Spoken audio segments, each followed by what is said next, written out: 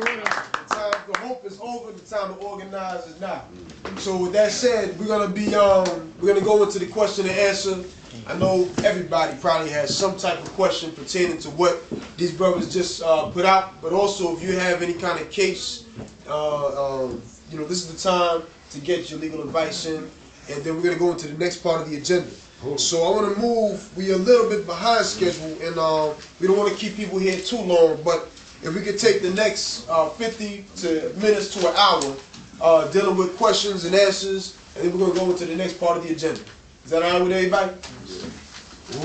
Yeah. All right. So, sister in the back. Hi, my name is Alvina Lewis. Please stand up, sister. All right, sis. Thank you for coming. My name is Alvina Lewis, and I have a case. Young man that was here, he's a friend of mine. He asked me to get a car for him, so I got a car for him, and he went out and did a crime. This was in 08. 2009, they came to my house January 21st and asked for me. So when I went to the door, they was like, Miss Lewis, we come to get you. I said, come to get me for what? So then he said, that's what we're trying to find out now. He said, but they told us to come and get you. I said, for what? So they was out in front of my house for about a good 30, 45 minutes trying to figure out what they wanted me for. Finally, he said, take this number here and call down to the precinct. I called down to the precinct. I spoke to Detective D'Amato. And he said, I said, look, I never have been arrested, never had no problems with the law. What is going on? And he said, Alvina, you sure? And I was like, yeah, I'm sure. I said, I'm scared to go to jail. So then he said, well, it looks like there's an allegation of credit card fraud. I said, allegation? He said, but there is a warrant out for your arrest. I said, well, what, did I miss jury duty or something? So then he said, no, he said, you're going to have to turn yourself in. So about 6:30, we go down to 20th and Pennsylvania, still not knowing what I'm being locked up for. About 8:30 that night when they pulled me in for mug shots, they told me I had 9 counts of credit card fraud. Went to jail for 16 hours. They held me for 16 hours. I came out that Thursday. And I'm still in this case now. I go back to court January 21st. For a crime that I did not commit, only because they got my car that I signed for. That's it. They said they was looking for a black African-American woman, and they believe that the black African-American woman is me. I work 3 jobs, plus I have a business. So they have no proof that it was me or whatsoever. The young man that was here, that was the one I got the car for. Only helping a friend. The only thing I'm guilty of is getting a car for him. Well, it's a couple things. One, the gentleman that you got the car for, is he willing to give a statement? I have paper. He has signed documentation. When he was locked up, the public defender has spoken to this guy. I had spoken to Dennis Kelly several times to get my transcript, and he's giving me the runaround. I feel like the public defenders are not doing what they're supposed to do, because I feel like the case should have been closed. It's going on a year. I do foster care. I just purchased a home, and to go to jail for something I did not do. Well, several things you can do, and just so folks know, and that's why I'm so pleased that the Guru organization is sponsoring this. You need to know your rights. There's a lot of good lawyers out there and a lot of bad lawyers, but the one common problem among lawyers is that we keep all the information secret. You know, we never tell people what's really going on.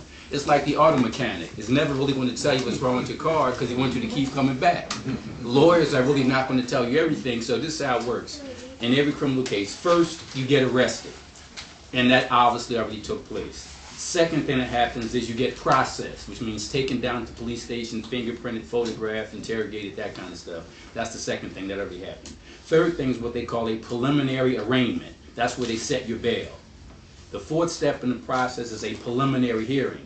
That's where, for the first time in the process, you go in front of a judge who hears evidence about the case to decide whether the case should go forward or whether it should stop right then and there. What happened at your preliminary hearing? Somebody had to come in and say, 1, there was a crime committed, and 2, you were involved. Who testified at that preliminary hearing, and what did they say? We saw the video. The judge seen the video, Commonwealth seen the video, and my public defender seen the video.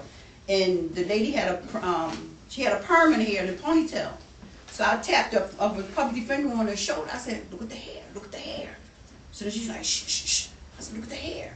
So when it was all over with, public defender said, as you can see, Your Honor, you can see clearly that this is not my client.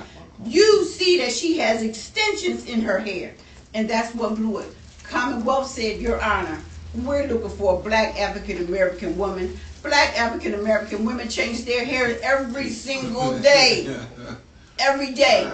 We believe that this woman is the victim. What about we have her car. What about the height and the weight and the complexion? The woman, we seen the video, she walked with a cane. She had, she's lighter than me, and they were all over the video. She signed two receipts, but it was all over. The judge said, I'm giving you all 9 counts. Okay, so now you're at the preliminary hearing, the 4th step in the process, and you just told us what happened. The next step in the process is something called a formal arraignment. That's the 5th step. That's where, for the first time, now you get all the prosecution's evidence. Police reports, witness statements. It's called discovery. When the police investigate a crime, they discover information. They have to write that information up in reports and give it to your lawyer. So that's the 5th step in the process. That includes that videotape. And what you do is, assuming you have enough money or the public defender does it, they take that videotape to an expert. And the expert can slow the tape down, can speed it up, can maximize it, minimize it, all that kind of stuff to show that that's the person. I want to be clear. That 5th step is called the formal arraignment, where you get all the stuff. But somewhere between the 4th step, the preliminary hearing, and the 5th step, which is the formal arraignment, is something called a motion to quash.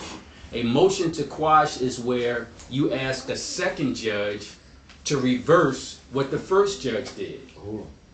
In fact, in the case involving Brother Diop and Brother Shabaka, we did something like that. We did that very same thing in that case, but I don't want to get sidetracked. Let me just wrap this up in 1 minute. So the 5th step is the formal arraignment, where you get all the evidence, but before you get to that 5th step, your lawyer should have filed, within 10 days of your preliminary hearing, should have filed something called a motion to quash.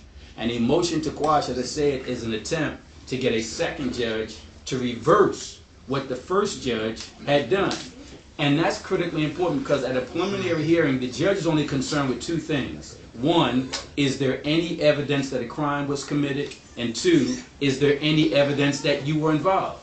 So if you got a videotape showing that it was not you, it should have been thrown out. Anyway, in the last 30 seconds, let me say this. 5th step is the formal arraignment. 6th step is the pretrial conference. 7th step is the scheduling conference. And finally, the last step is the actual trial.